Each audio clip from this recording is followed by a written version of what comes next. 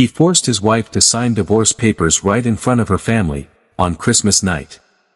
But just when he thought it was over, her father made one phone call that shattered his billion-dollar empire. What happened next will break your heart and open your eyes. Stay with me till the end, because this twist will change how you see love, loyalty, and success forever. I still remember the way the wine glass trembled in her hand.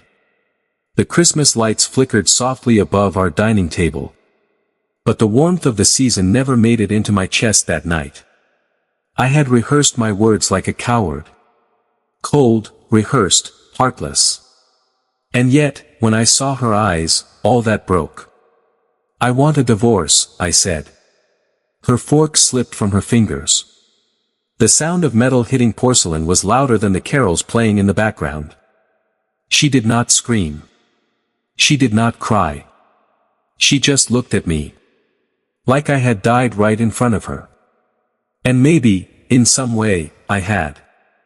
For years, she was the only one who stayed when my world collapsed. When my startup failed, when my partners betrayed me, when I slept on the office floor. She stayed. She brought me food when I was too ashamed to go home. She sat silently beside me while I cursed my life. I rose again because she lifted me. And now, a billionaire surrounded by praise. I sat across from her and shattered the only thing that ever truly mattered. Why? Because I listened to boardroom whispers and image consultants. Because she was not fit to be the wife of a tycoon.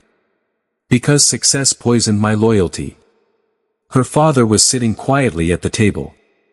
An old man, frail in body but not in mind. He stared at me with the kind of silence that feels like thunder. Then he pulled out his phone.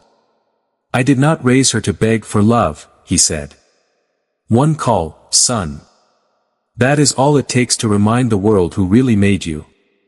I laughed bitterly. What are you going to do? Threaten my empire? He looked at his daughter, still silent, still in shock. No, he whispered. I am going to remind her of her worth. And when I do, you will realize that you divorced your soul, not just your wife. He stood up. He called someone. And as he stepped away, my phone buzzed. A message. From a man I had been trying to meet for 3 years. The biggest investor in the world. He texted 5 words. We no longer support cowards. My chest caved in. She finally stood. Tears in her eyes, not because she was weak. But because she had loved me too purely to see this end. And then she walked away. And something inside me shattered harder than glass. I had everything. But I lost her. I did not move. I sat there.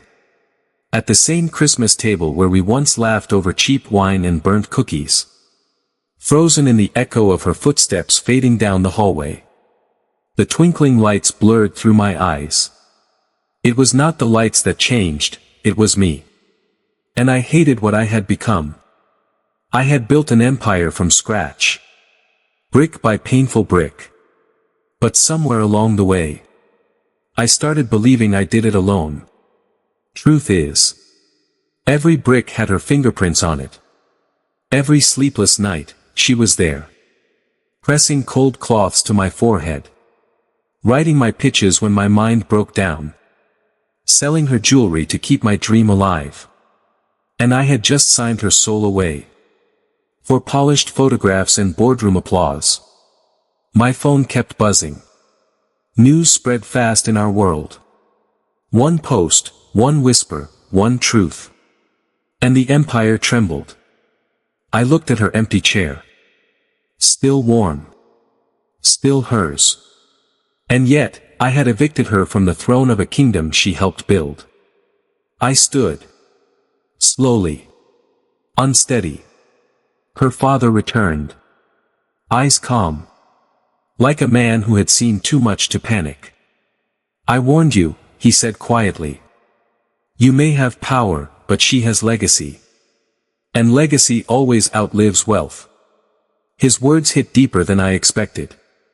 He turned to leave. But I reached out. Where did she go? I asked, voice cracked like old paint. She went to remember who she was. Before you made her forget. Then he paused. But there is still time, if you are brave enough to remember who you were. Before you forgot how to love. I stood alone in the silence. The echoes of his words ringing louder than any boardroom applause ever had. She went to remember who she was. Before you made her forget. Those words carved into my soul like a chisel. Because deep down, I knew it was true. I had not just failed her. I had failed the version of me that she once believed in. The man who held her hand through storms. The man who promised her the world. Not in diamonds. But in devotion. I grabbed my coat. Heart racing. Past the dining table still set with food we never touched. I drove without knowing where I was going. Past the city lights I once thought defined success. Past the billboards with my face on them. Smiling. Hollow. I remembered the old apartment we once shared. 4th floor. No elevator. A cracked window that let the cold in. But we laughed under one blanket like it was the warmest palace on earth. I went there. I had to. The door was the same. Faded paint. Rusty number 402. I knocked. No answer. I knocked again, softer this time. As if the door itself could feel my regret. Then it opened. And there she was. Hair pulled back. Eyes swollen from crying. But even in her brokenness, she glowed with the kind of strength I had forgotten existed.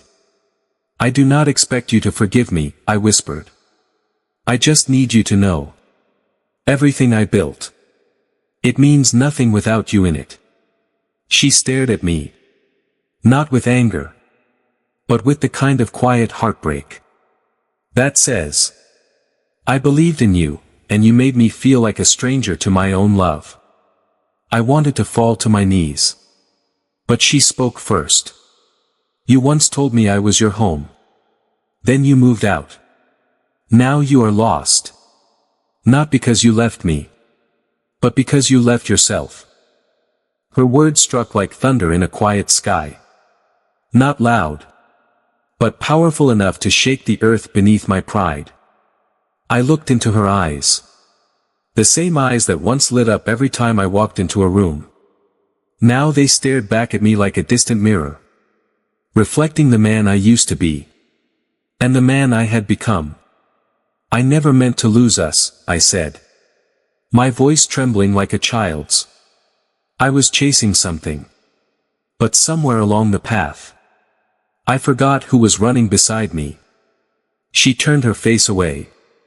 But not before I saw a tear fall, carving a soft path down her cheek. I begged you in silence, she said. Still not looking at me. I begged you every night. Through the meals I cooked that you never noticed. Through the texts you ignored. Through the quiet pain of watching you choose the world over me. I swallowed hard. My throat dry as dust. She continued. I stood beside you when the world laughed at your dreams. When you had nothing. I held on like you were everything. But now that you have everything, you let go of me like I was nothing. I stepped forward. But she gently raised her hand to stop me. You do not get to speak until you know what silence feels like. The kind I felt every night you walked past me without seeing me. The kind that burns louder than words. She turned back toward the small couch. The same couch we used to fall asleep on during movie nights. When the electricity would go out. I still love you, I whispered. The words felt heavy. Honest. Too late. She looked back. Eyes filled with 1,000 memories. And 1,000 cracks. I never stopped loving you, she replied. But love is not enough. When one person is holding on. And the other is already gone. Her words sank into me like rain into dry earth. Soft, slow, but painfully deep. I had no armor left. No excuses. No empire grand enough to hide behind. I sat down, across from her. In the same room where we once dreamed together. When all we had was hope in each other. I remember this place, I said quietly. Not because of what it was. But because of who you were in it. You made it feel like we owned the world. Even when the landlord was chasing rent. A ghost of a smile touched her lips. But it vanished just as fast. You used to look at me like I was your reason, she said. Now you look at me like I am your regret. I reached into my coat pocket. Pulled out a tiny velvet box. Not new, not polished. The same ring I gave her. When I had no wealth. No fame. Just a shaky voice and a promise. I placed it gently on the table. I found it in my desk drawer this morning, I said. Buried under contracts and deals. I forgot it was there. But it was always there. Just like you. She stared at it. Not with longing. Not with anger. But with quiet, aching clarity. You cannot fix years of silence with one gesture, she said. Even if that gesture once meant forever. I nodded. I know. But I am not here to ask for forever. I am here to earn your today. She looked away. Out the window. Where snow had started falling. Soft, steady. Covering the world in a blanket of quiet truth. I used to wait for you, she whispered. Now I wait for myself. To believe I am worth more than waiting. A long silence filled the room. Then she stood up. Walked to the window. And gently touched the glass. I do not know if I can trust you again, she said. But I do know this. The man I loved never cared about titles or cameras. He cared about people. He cared about me. She turned to me. Tears clinging to her lashes. But her voice was steady. If that man still lives in you, then prove it. Not with words. Not with rings. But with who you choose to become. When the world is not watching. Her words echoed louder than any boardroom speech I had ever delivered. Not because they were loud. But because they were true. I looked at her. Really looked. Not as the woman I had tried to make invisible for the sake of my image. But as the woman who had once carried my soul. When I was too weak to carry it myself. She stood tall. Not in posture. But in presence. Like someone who had rebuilt herself. Brick by painful brick. Without ever asking me to notice. I want to find that man again, I said slowly. The one who picked daisies from sidewalks. Because roses were too expensive. The one who believed in us. Not in profit margins. The one who loved you in a room with no chandelier. Just your laughter and a flickering bulb. She blinked hard. As if holding back 1,000 memories. All begging to spill. I do not need promises anymore, she said softly. I need actions. I need to see you fight for something. Without needing the world to clap for it. I took a breath. The kind that feels like breaking and healing at the same time. I will walk away from all of it, I said. The investors. The cameras. The applause. All of it. If it means I can walk back to you. She did not respond. She walked to the bookshelf. Pulled out a worn journal. The one she used to write in. When words were safer than conversations. She placed it in my hands.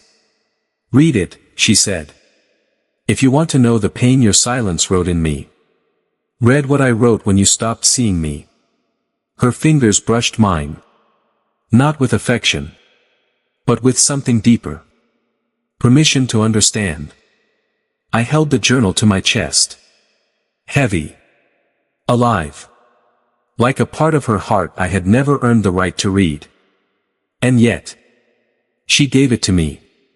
Not because she trusted me again, but because I had to choose whether I would finally listen. I left her apartment with the journal pressed tightly against my chest, as if holding it could somehow protect what was left of us. Snow fell heavier now. Each flake a quiet reminder that time does not wait. Not for love. Not for regret. I sat in my car for hours. Engine off. City humming around me. And I opened the first page. I missed the man who made pancakes on Sundays. The words were written in her delicate handwriting, but each letter struck with the weight of a scream. He used to laugh with me. Now, he only talks to screens. I turned the pages slowly, my heart breaking in places I never knew existed. Today he won an award. He did not tell me. I found out on social media. I cheered in silence, like a stranger clapping for a star she used to know. I covered my mouth, fighting back the shame clawing at my throat. Each page was a confession of how I had disappeared, without ever leaving. She had been living beside a ghost. My body came home, but my presence did not. I saw entries written at 2 a.m. After dinners eaten alone. Birthdays I forgot. Dreams she tucked away because mine were louder. Then I found one that stopped my breath. If he ever reads this, I hope he knows that I would have stayed forever.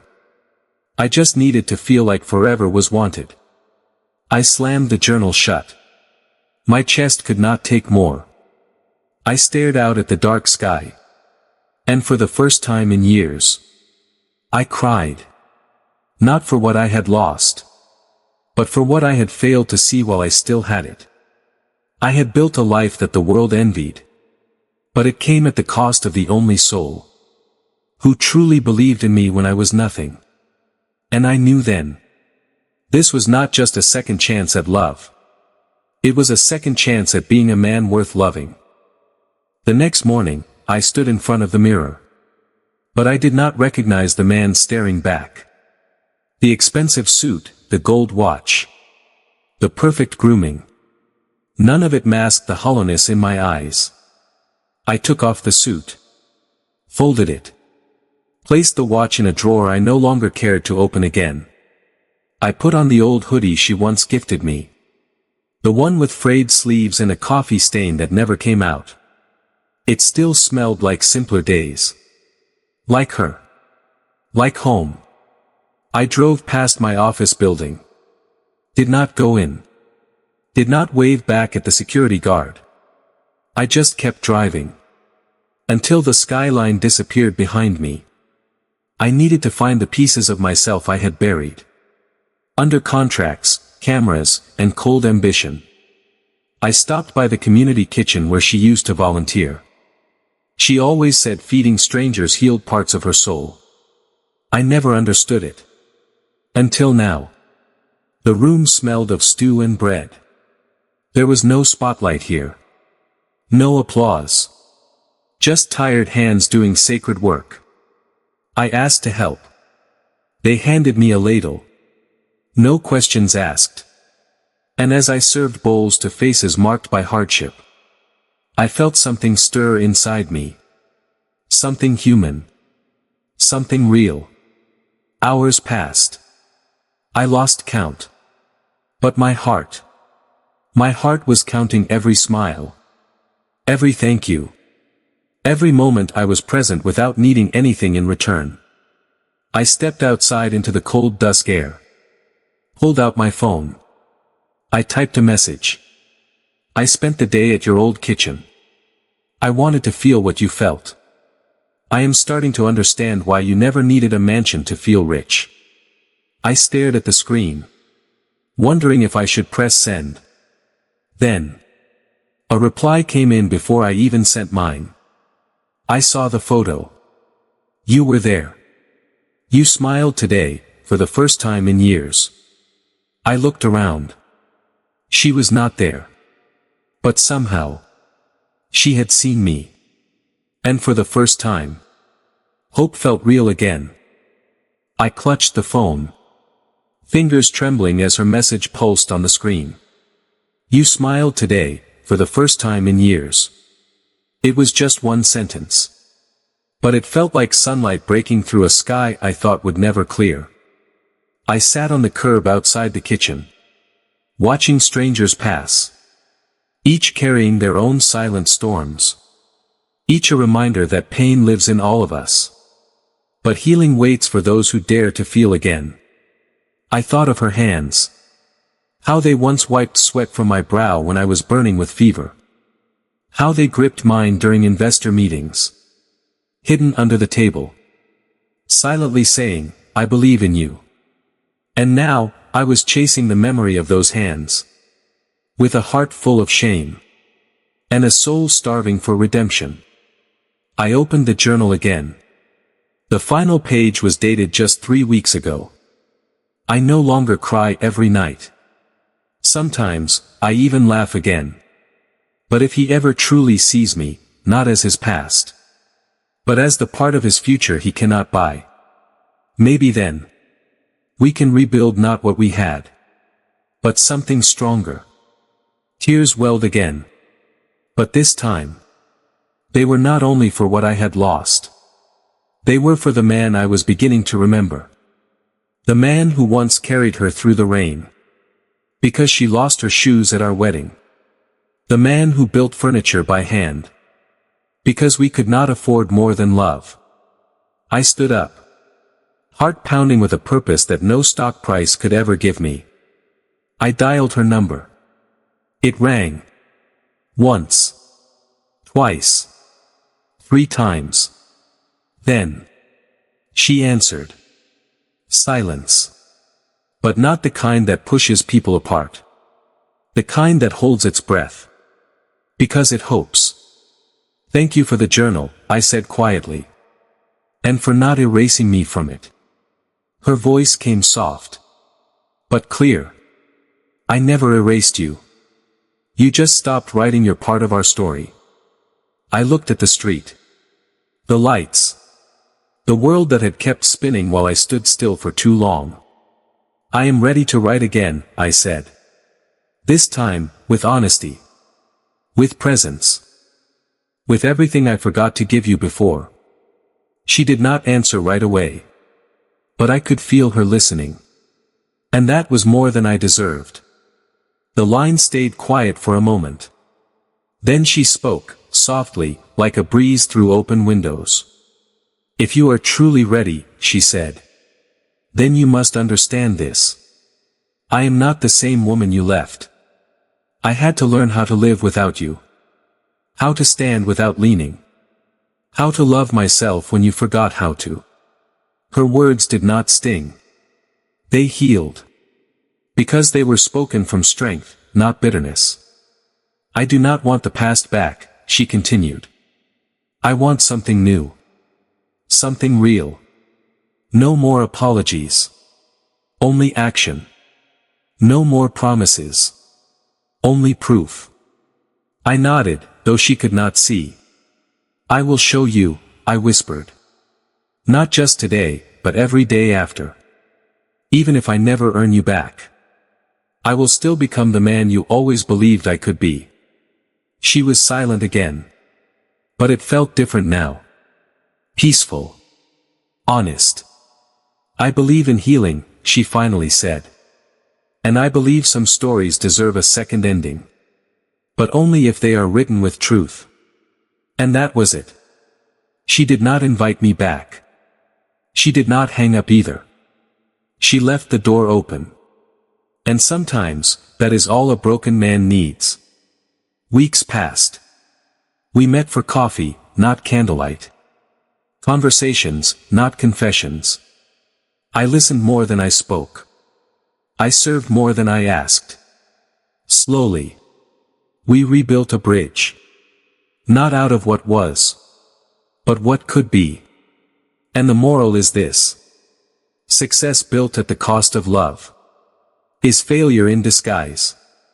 But when you lose everything and still choose humility, you gain something far greater. Yourself. Love does not need wealth. It needs presence. It needs respect. And most of all, it needs to be nurtured, not assumed. In the end, I did not win her back with gifts, power, or status. I won her heart again, by becoming the man who never stopped fighting for it. And that was the real success story.